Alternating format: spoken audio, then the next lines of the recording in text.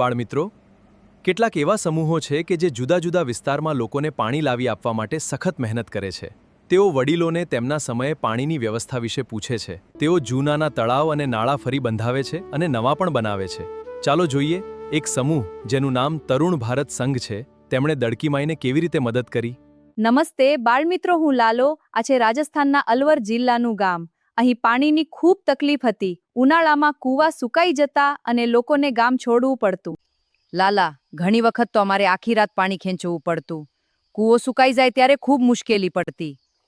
લાલા, ગામની સ્ત્રીઓએ આખો દિવસ પ્રાણીની સંભાળ રાખવા વિતાવવો પડે છે. લાલા, ઘણી વખત પ્રાણીઓ માટોથી પાણી ખેંચતા આખી રાત જાય છે.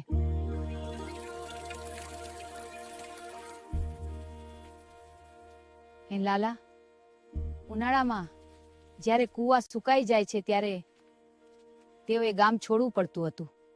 દડકીમાઈ, પછી તમે શું કર્યું?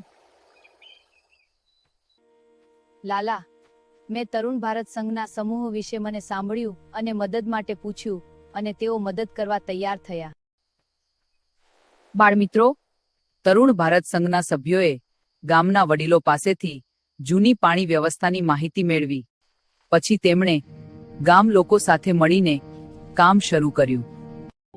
લાલા, તરુણ ભારત સંઘ સમૂહના સભ્યોને ગામ લોકો મળીને તળાવ બનાવ્યું, જેથી પ્રાણીઓ માટે ખોરાક અને પાણીની મુશ્કેલી હવે ઓછી થઈ.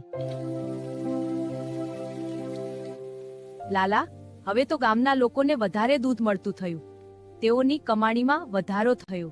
બાળમિત્રો, આ વાર્તા 4 ગામની કથામાંથી લેવાયેલ છે. બાળમિત્રો, પાણી એટલે કે જળ. જળ વગર જીવન શક્ય જ નથી.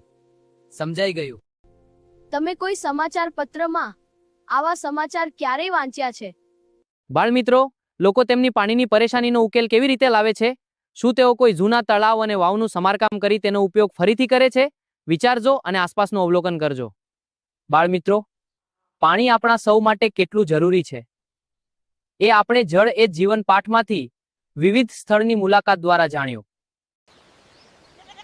તરુણ ભારત આ સેવાકીય પ્રવૃત્તિ બદલ ટીમ એઆઈ લાલા અને શાળા પરિવાર તરફથી ખૂબ ખૂબ અભિનંદન પાઠવીએ છીએ.